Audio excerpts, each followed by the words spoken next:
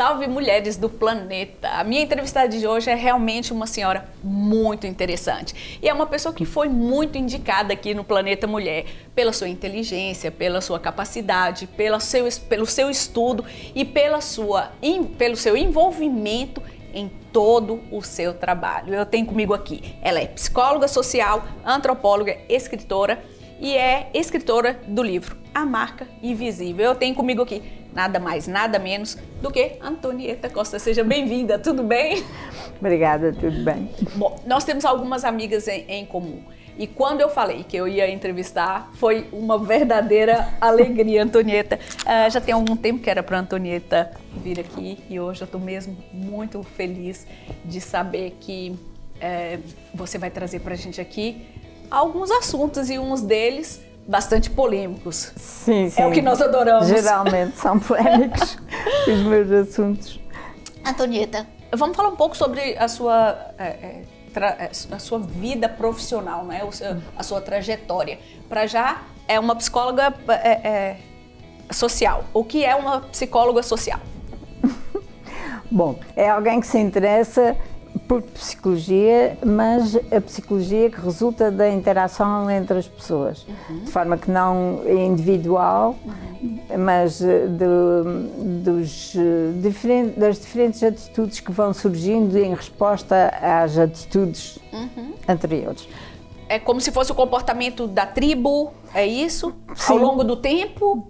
Ao longo do tempo já é uma segunda parte, é fixa no momento presente, mas também para obter mais informação pode-se buscar, recuar no tempo e tentar ver de que modo se cria uma estrutura mais sólida para o que se está a aprender. É uma profissão que precisa de muita coragem, porque não me parece nada fácil. Bem, conforme o tema. O tema que eu escolhi para a tese de doutoramento, que foi as Irmandades do Espírito Santo, é muito polémico sob o ponto de vista que eu foquei, que é o facto dele resultar numa espécie de utopia. A atividade das Irmandades do Espírito Santo são uma espécie de utopia realizada. Utopia, temos sempre a impressão de que ela é irrealizável. Exato, não é bem real, não é? No entanto, esta realiza-se todos os dias, desde há 500 anos, pelo menos aqui. E, no entanto, as pessoas não se apercebem da riqueza do que estão fazendo e até negam, negaram a minha opinião sobre essa atitude delas. Mas o que é certo é que existe ali, realmente as pessoas realizam o culto, as irmandades têm ao seu cargo a realização de culto, sem nenhum mentor, sem nenhum orientador, e espalhado por uma quantidade de irmandades, pela América, Brasil, etc., África até, e no entanto os valores... E não modifica muito, aí né? Está. Os valores são sempre os mesmos, embora haja aspectos que aparentemente se alteram, mas os valores são sempre os mesmos e essa a parte superficial que não poderá não interessar tanto, essa é que é alterada, o cerne mantém-se sempre o mesmo. Isso é uma... É de uma riqueza absoluta, né? Em termos sociais, isso é um achado. Ninguém acredita, mas ninguém acredita que ele se realize. E é por isso, então, que vem a palavra utopia? Sim. Pois, é porque seria algo que não é científico, mas que não é que realizável, que não é realizável e afinal está ali, é realizado todos os anos. Faz todo sentido, realmente eu nunca tinha pensado por essa vertente. É uma coisa espantosa, espantoso. Mas o facto de eu já ter acabado a tese já há uma quantidade de anos, não acontece que ela não desperta interesse nenhum. Nem nas sociedades constituídas, nem no individual, nas pessoas que praticam, nem nas estruturas governamentais. E por que você acha que não desperta? Bom, por um lado, haveria um desfazer de poderes que existem.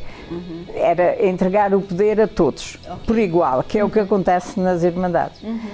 E, por outro lado, as pessoas têm medo de entregando esse poder, os valores perderem-se. Ok. Suponho. Sim.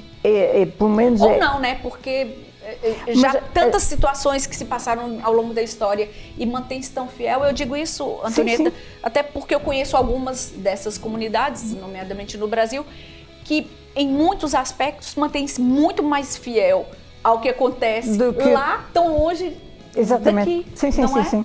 Então, se calhar também vem para acrescentar alguma coisa, talvez há um preconceito de que...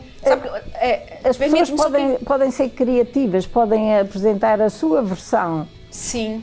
E, portanto, isso é um aliciante. Ao passo que, por exemplo, no Brasil, a preocupação com não deixar perder é capaz de restringir essa criatividade.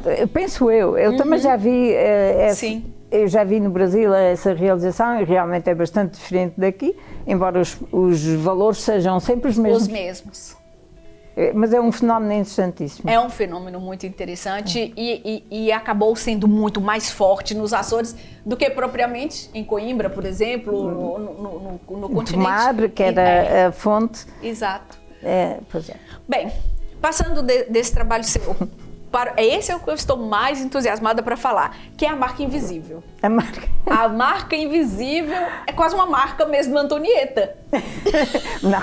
É uma marca sua. Bom, é isso só no aspecto mais exterior. As marcas que eu procuro são marcas da tal civilização europeia atlântica.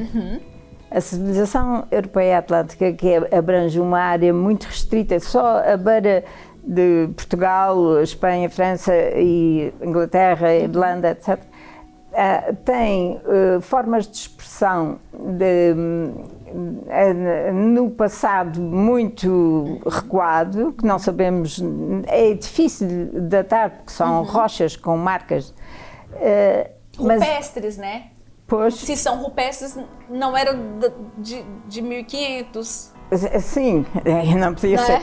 As de cá, não é? Mas o interessante é que as de cá se enquadram nessa linha da Europa Atlântica, nessa tal vertente da Europa junto ao Atlântico, mas também na América. Na América junto ao Atlântico, na vertente. Portanto, a marca invisível, este livro, trata muito esse assunto, vai buscar exemplos das três áreas e coloca a questão de como se dispersaram assim, mas e como mantiveram, num passado que não se sabe qual será, como mantiveram uma marca tão diferente do resto da Europa, que não é a Atlântica, ou do resto da América. E deixo aqui então muitas perguntas, e uma delas é, houve pessoas aqui antes? E acredito que a Antonieta deve me dizer, Claudine, não é exatamente se houve, é quando houve. Exatamente. Né? Quando. Mas isso acabou E em quais circunstâncias? Pois, mas acabou de me deixar de interessar, uma vez que esbarrava com outras áreas nas quais eu não tenho experiência nenhuma, que é a arqueologia. Tem os seus métodos próprios, mas não há matéria para ser analisado pela arqueologia, que são vestígios orgânicos. Sim. Que possam ser datados, pode-se datar a pedra, mas é um processo muito complexo. Através do carbono 14, não? O carbono 14 seriam ossos, material orgânico. Orgânico, ok. Mas nas rochas tem que ser pelo processo de oxidação e comparando com o corte foi feito e a data de surgimento enfim, esses outros processos são muito complexos e em rochas vulcânicas são bem mais difíceis ainda. De forma que, para não datar, eu interessei-me apenas por observar. Por observar e por mostrar também de alguma forma, não Sim, é? e mostrando às pessoas a tal marca invisível para elas. Pois é. Você se sente uma pesquisadora solitária?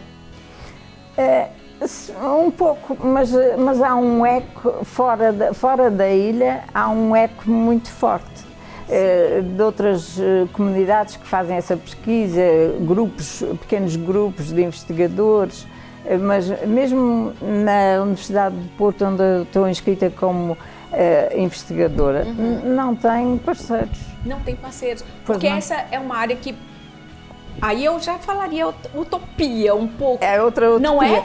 Não deixa de ser. Ou não, eu estou enganada? É uma utopia em termos de fazê-la acreditar pela sociedade. No entanto, o facto é que existem, essa marca não é tão invisível quanto eu digo. E se calhar é invisível para quem não tem tanto interesse, por não ser um assunto tão prático. E também porque necessita de métodos de abordagem que as pessoas não estão habituadas a utilizar. Antes, pelo contrário, a nossa sociedade que sempre premiou a lógica, o raciocínio lógico, ali é preciso desmantelar toda essa estrutura lógica e utilizar outras formas de abordagem, que é a fenomenologia, que dá para observar o objeto, o fenómeno, sem teorias pré-concebidas, de forma que isso limpa o cenário de ideias pré-concebidas e permite uma observação mais certa e mais séria também. Que também levaria ali imenso tempo, não é? Imenso trabalho, imenso investimento, se calhar. Se fizesse essa observação, mas qualquer pessoa pode fazê-la, utilizando a fenomenologia, que é essa tal essa tentativa de abster-se de utilizar teorias que explicam essas coisas e observar apenas o fenómeno. O fenómeno. Observando só assim, a pessoa pouco a pouco começa a perceber-se da alteração da realidade, daquele objeto que acaba por não ter sido construído pela natureza, mas sim pelo homem. São fenómenos antrópicos e, portanto, resultantes da atividade humana. E o que é mais interessante ainda, o provar é ou não é obra humana, o que para mim é mais interessante ainda é o facto desses espaços, foi o meu estudo no pós-doutoramento foi sobre a antropologia do espaço. Sim. E, portanto, é a paisagem, mas em pequenas unidades, que são essas unidades de paisagem, são onde se encontram essas provas de uma atividade anterior à atual ou à que a história mostra. Do século XV. E aí, através dessa abordagem, consegue-se entrar no que aquele espaço, no segredo do que terá sido aquele espaço para a população que o habitou e que o utilizou. Ou seja, supondo que a Antonieta esteja certa, toda a história está errada. Não, porque a história portuguesa, por exemplo, em relação aos Açores, diz que os portugueses chegaram no século XV. Sim, pronto. Mas que não tinha nada por aqui. Mas há historiadores que dizem que sim, que tinha. Então, muitos dos nossos historiadores dizem que havia edifícios soterrados, havia marcas de carro, cortes, rilheiras, como nós chamamos, que levariam séculos a serem construídos e que estavam já ali. Que já estavam? Enfim, havia uma série de evidências de uma ocupação anterior que... Isso também é bom para o seu estudo, porque isso também acaba que colabora com as suas evidências. Sim. Vamos falar sobre essas marcas invisíveis? Quais são essas marcas invisíveis? Quais? Olha, são as tais da Europa Atlântica, porque são as que se nota também muito na Irlanda. Por exemplo, uma série de pequenos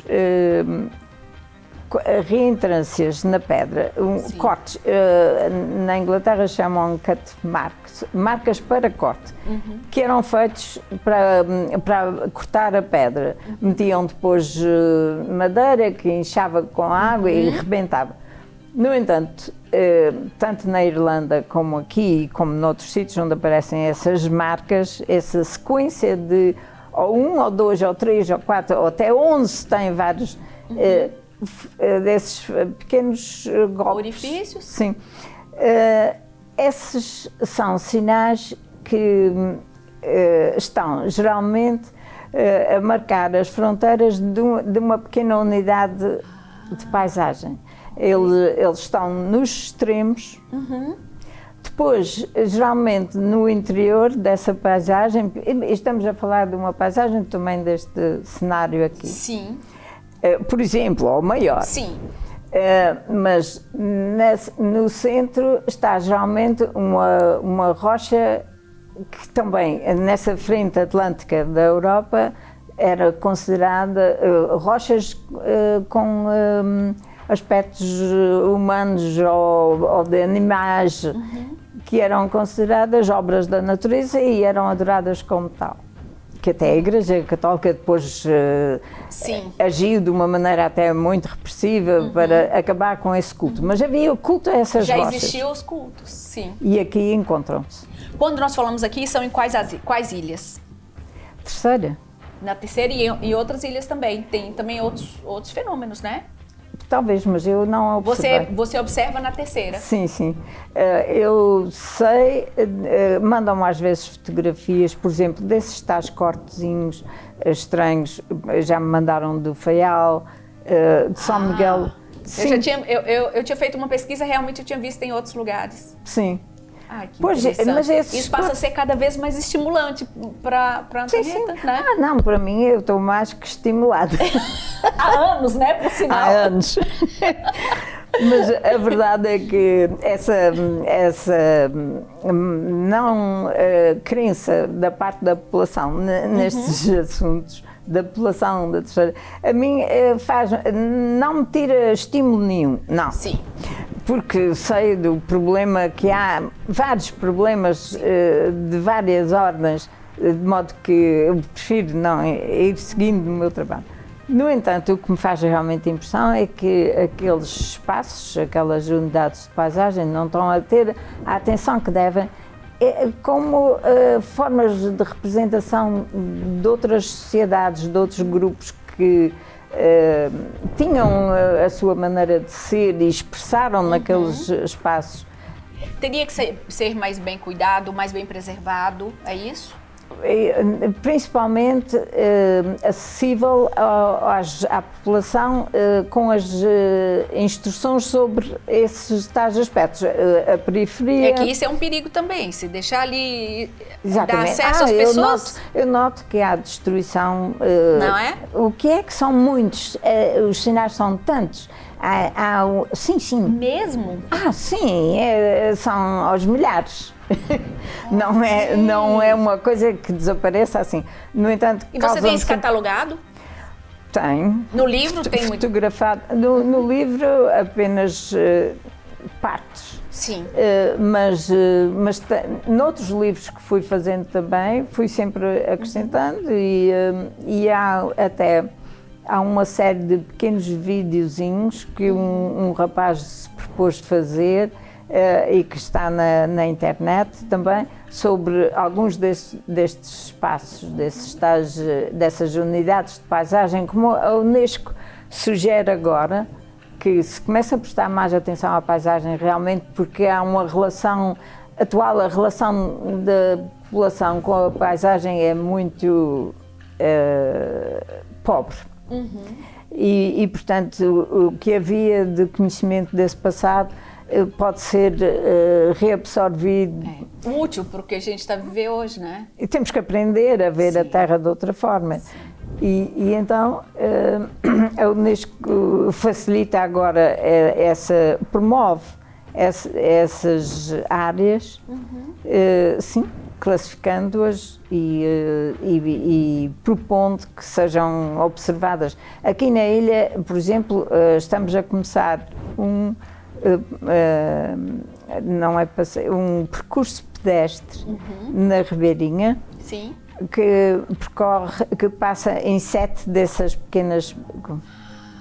Que pistas essas marcas nos deixam? Que povos de tal lugar já tiveram aqui? Pois, como ele disse, é aquela frente atlântica europeia, porque encontra-se idênticos em Portugal, Espanha, França, Inglaterra, Irlanda, e depois na parte dos Países Baixos e da Suécia, até a Suécia e Finlândia, com cultos especiais, aí mais a norte com outros cultos um pouco diferentes dos da Irlanda, e em Portugal foram estudados alguns desses cultos. E foram identificadas essas marcas, como por exemplo pequenos montículos de pedra, ou as pias. As pias, sim. Pois, as pias na Irlanda, as pias e as marcas de corte são iguaizinhas às nossas. Há realmente esse intercâmbio que se percebe que terá havido, não é? No passado. E que ficaram essas marcas, assim como na América. Na América não são bem as pias, mas são outras formas idênticas. As daqui também? Sim, sim. Como é que a Antonieta enxerga todo esse processo, depois de ter estudado tanto tempo? É que eu descobri muito, ou que eu ainda tenho 1 milhão de coisas para descobrir?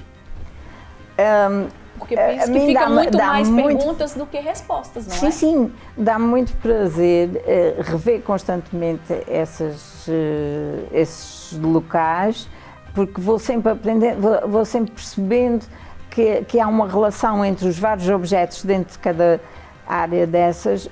A relação entre eles surge-me por vezes de maneira diferente, mas eu não procuro explicações, claro. Apenas a existência, provar a existência deles, não é? O resto são coisas, por vezes, absurdas. Alguém já refutou as suas teses? Constantemente. E como é que fazem Os isso? arqueólogos, especialmente, houve uma batalha. Não temos muitos aqui nos Açores, temos? Houve uma batalha através do Jornal Oficial da Arqueologia de Coimbra, contra mim e um outro colega investigador, que disseram atrocidades nesse jornal da internet. E depois foram-se acalmando e presentemente até têm, eu acho que eles até têm receio de falar. Porque já os encontrei em congressos assim e realmente a coisa ficou estanque. Aquele aluvião de impropérios que nos lançavam ficou. Contra provas não há argumentos, e aqui também vocês estão trabalhando com o método científico, não é? Não é só, eu acho, pois, eu sou, claro. Isso é toda uma tese, é todo um trabalho, é todo um estudo científico que está envolvido nisso tudo, o que já leva esse trabalho para um outro nível, não só de Açores, mas de mundo, não é? Sim. Porque isso mostra pra gente altera a visão que tínhamos dos intercâmbios entre os dois continentes, América e Europa, e aqui com a terceira, com os Açores, provavelmente, não é? Tem alguma pista, por exemplo, de onde esses povos podem ter vindo? Quando você disse que não, né? Quando não faço. Quando não, ainda faltam muitos estudos para provavelmente isso era um intercâmbio regular, porque não foi só durante uma fase, é isso? É que fazem-se descobertas nos dois lados do Atlântico que sugerem um intercâmbio muito mais frequente do que aquele que pensaríamos.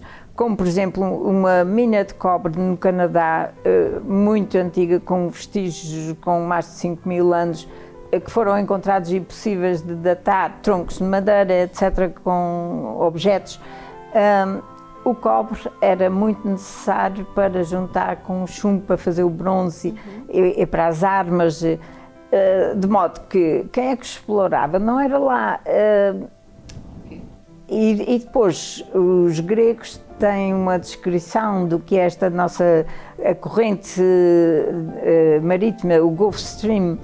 Eles têm um conhecimento, tinham um conhecimento, punham em poesia, colocavam todo o seu saber. Mas que só recentemente é que se descobriu que o Gulf Stream mergulha, vai ao fundo, traz, dá voltas sobre si, faz essas coisas. Eles sabiam isso tudo e contam como um deus, referem-se ao Gulf Stream, o Oceanos, era o deus. Portanto, está a ver, se os gregos tinham esse conhecimento, andavam aqui. Aliás, os gregos e os egípcios já sabiam uma infinidade de coisas que nós estamos a redescobrir agora, né? Ou a provar. Pois é, de modo que isto é uma tarefa sem fim. Perguntou-me o que é comida, tudo outra. Cada situação que você descobre vem aí junto mais 20, 30 outras questões. Não tem fim. Não tem fim. Se não tem fim, qual é o próximo passo? Adoro as perguntas, eu acho que isso é de álgebra. Não, o próximo passo são passos curtos e muito próximos. Por exemplo, na Câmara, eu suponho que é no dia, é agora, talvez sexta ou sábado, nem sei que dia é, suponho que é no dia 13, Sim. Mas não tenho a certeza. Okay.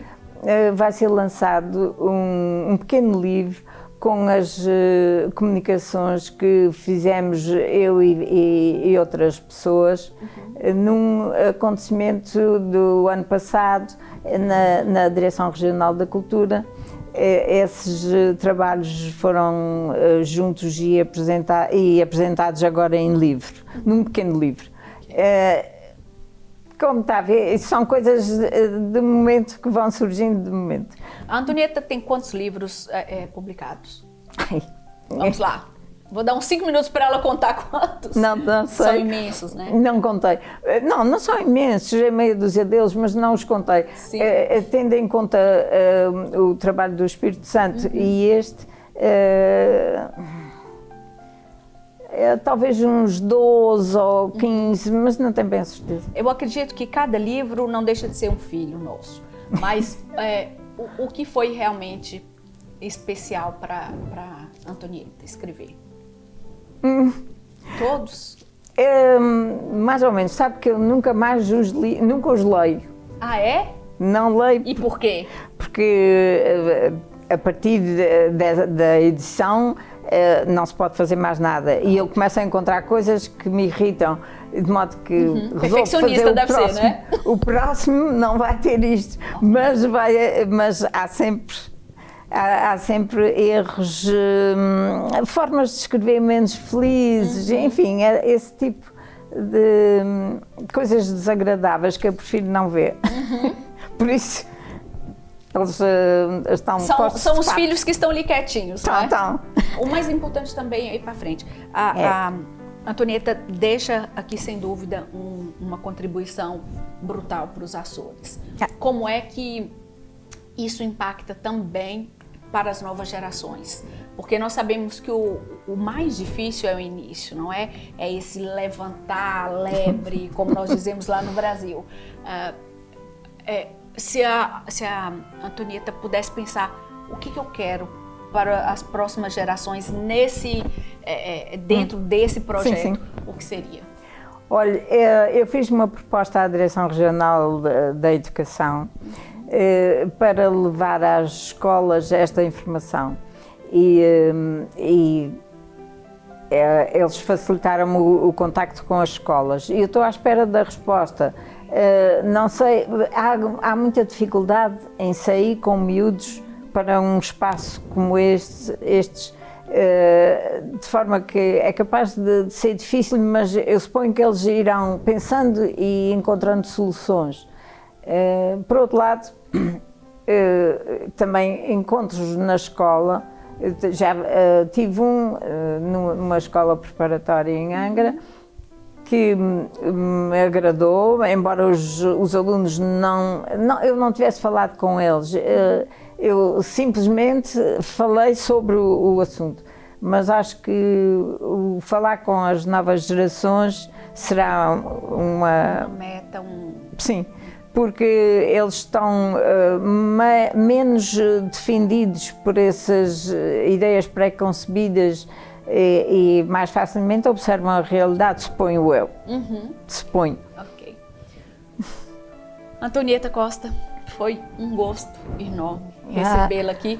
Temos ainda imensas coisas para falar, mas o programa tem um tempo. Quer acabar. Fazer alguma consideração? Sim, eu nunca tive uma interlocutora tão interessante como você. Não seja assim. A sério, foi um prazer falar consigo sobre estes meus trabalhos. Obrigada. Muito obrigada, eu. E obrigada à Vitec. Já fica convidada para voltar para o Planeta Mulher, porque nós gostamos assim, de pessoas inteligentes, de pessoas que fazem a vida acontecer, pessoas que nunca se entregam aos pontos e, sobretudo, pessoas que querem transformar o nosso planeta. Muito obrigada por estar aqui. Obrigadíssima. Olha, termina o programa como? Com um coração quentinho, muito feliz de saber que é isso que nós gostamos de dar notícia, é isso que nós gostamos de trazer para as pessoas. Pessoas que trabalham, pessoas que acreditam no futuro, pessoas que buscam no passado o que nós podemos fazer melhor para os próximos dias que vêm por aí. E não se esqueçam, sejam sempre bons uns com os outros. Até o próximo programa.